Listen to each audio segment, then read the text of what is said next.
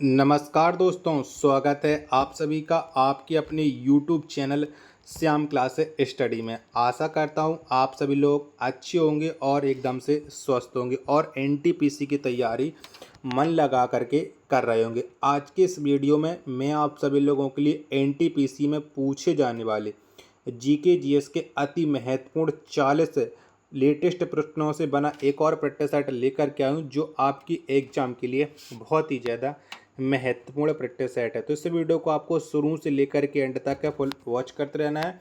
Video पसंद आए तो प्लीज़ वीडियो को लाइक और चैनल को आप लोग सब्सक्राइब करना बिल्कुल ना भूलें। तो चलिएगा फिर शुरू करते हैं। तो पहला प्रश्न आ जाता है कि विश्व पर्यटन संगठन का मुख्यालय कहाँ है। तो बताओ कहाँ पर है ये विश्व पर्यटन संगठन का मुख्यालय। प्रश्न संख्या 1 का राइट आंसर क्या हो जाएगा। तो ये मैड्रिड में स्थित हो जाता है। 1 का बी ऑप्शन करेक्ट आंसर हो जाएगा।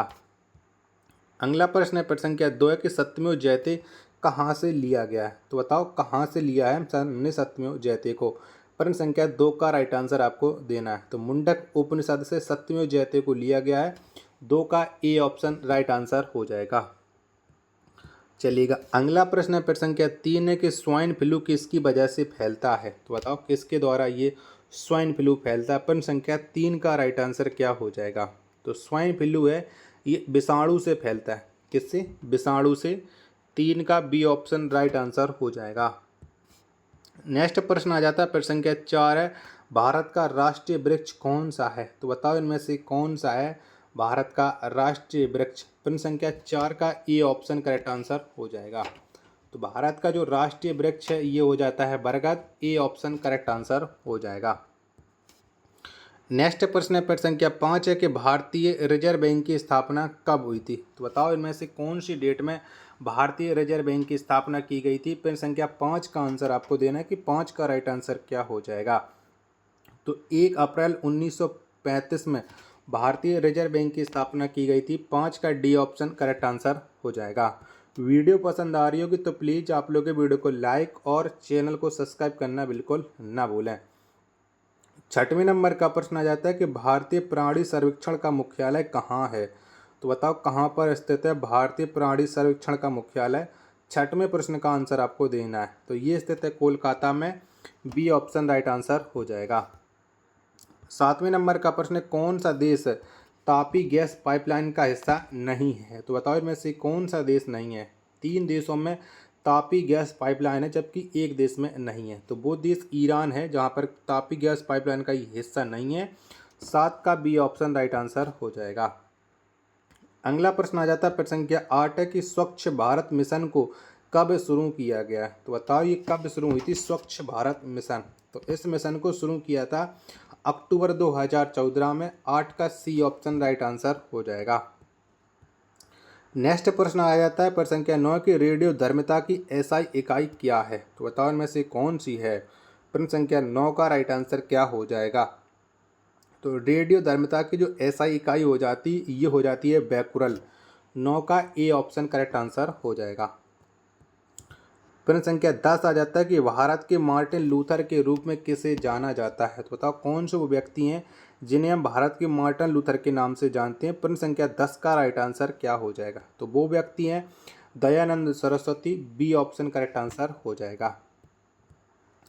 अगला प्रश्न है प्रश्न संख्या 11 कि इंटरनेट पर उपलब्ध होने वाला प्रथम भारतीय समाचार पत्र कौन है। तो बताओ कौन सा वो समाचार पत्र है जो इंटरनेट पर उपलब्ध हुआ था। 11वें प्रश्न का राइट आंसर क्या हो जाएगा। तो ये था द हिंदू। 11 का सी ऑप्शन करेक्ट आंसर हो जाएगा। चलिएगा अगला प्रश्न आ जाता है प्रश्न संख्या 12 काला पैगोडा के नाम से जाना जाता है। तो बताओ कौन से मंदिर को हम काला पैगोडा के नाम से जानते हैं यानी ब्लैक पैगोडा के नाम से। 12 का राइट आंसर क्या हो जाएगा। तो ये कोणार्क का सूर्य मंदिर जाना जाता है। ए ऑप्शन करेक्ट आंसर हो जाएगा।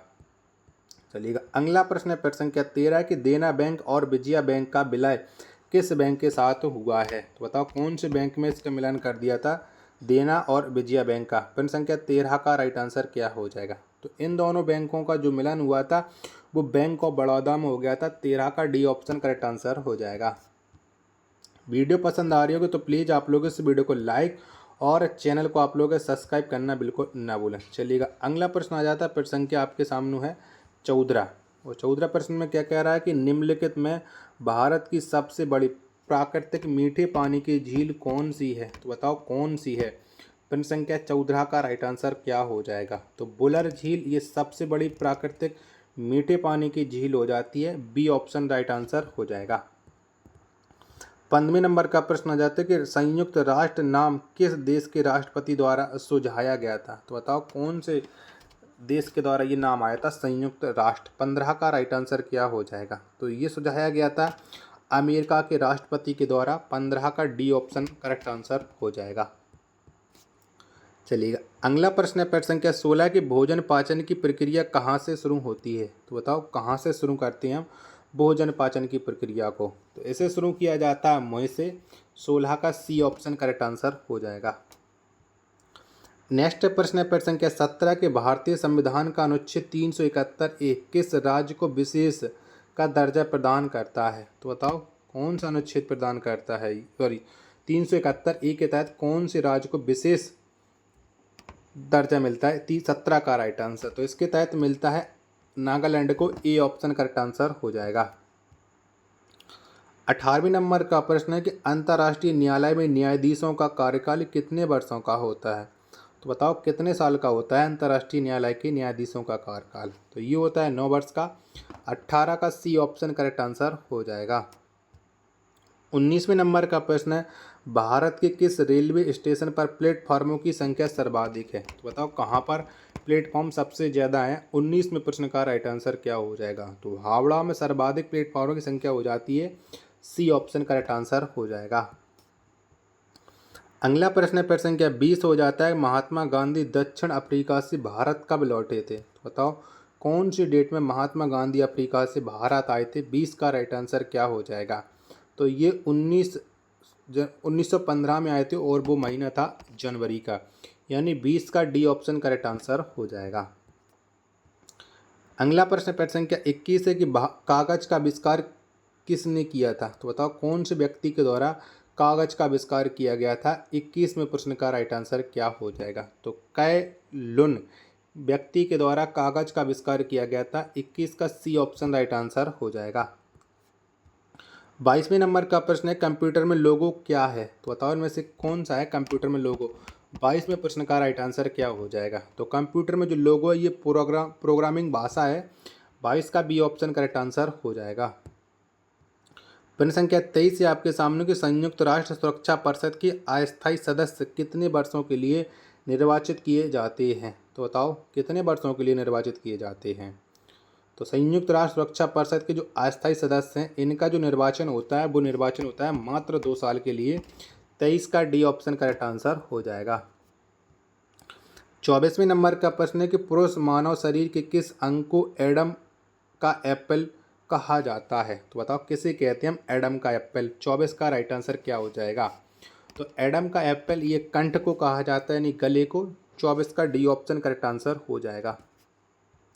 प्रश्न संख्या 25 आ जाता है प्रख्यात शास्त्रीय नृत्यांगना शोभना नारायण किस नृत्य शैली से संबंधित है? तो बताओ कौन सी नृत्य शैली से ये संबंध रखती हैं शोभा नारायण? 25 का राइट आंसर क्या हो जाएगा? तो इनका संबंध हो जाता है कथक से।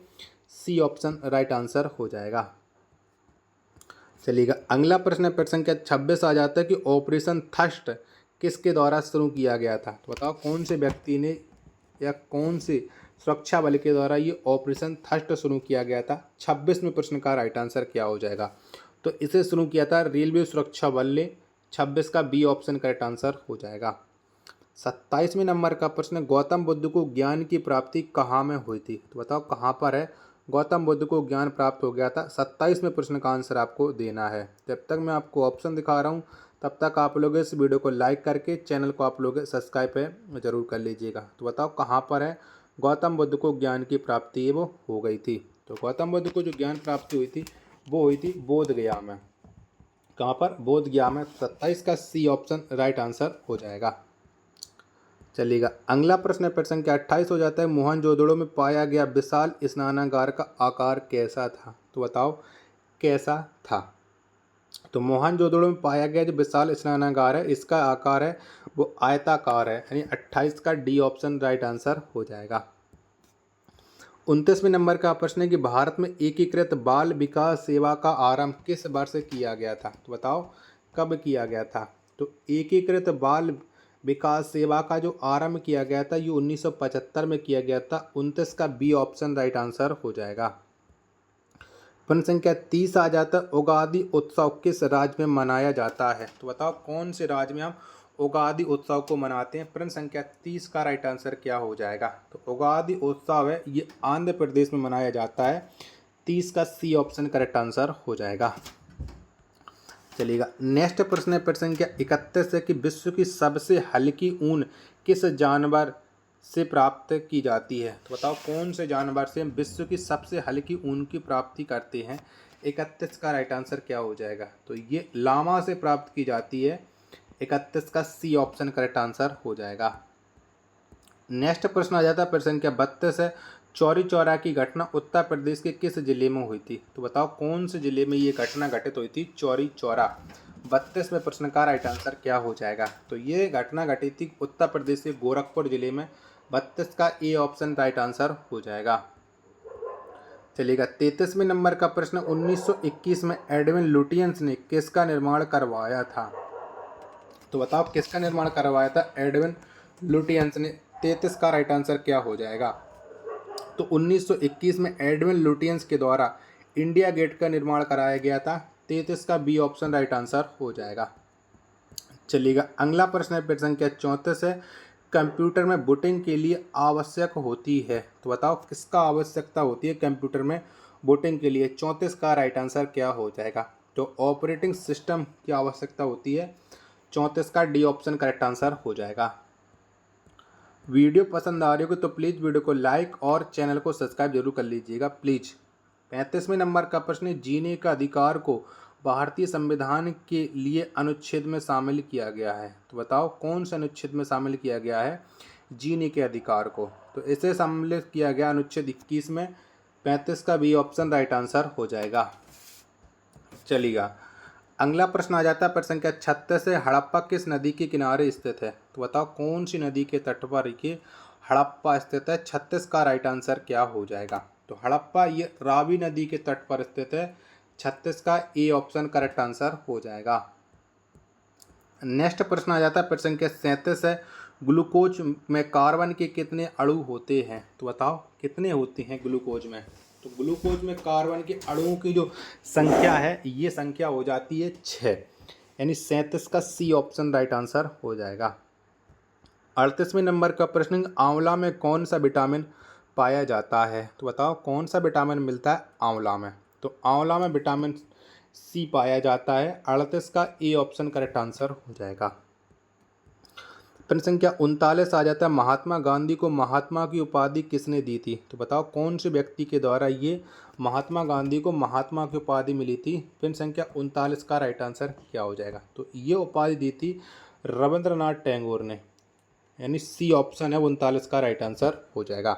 तो आज की इस वीडियो में इतने ही पूछते। वीडियो पसंद आई हो तो वीडियो को लाइक और आप लोग चैनल को सब्सक्राइब करना बिल्कुल न भूलें। मिलते हैं नेक्स्ट वीडियो के साथ, तब तक के लिए धन्यवाद।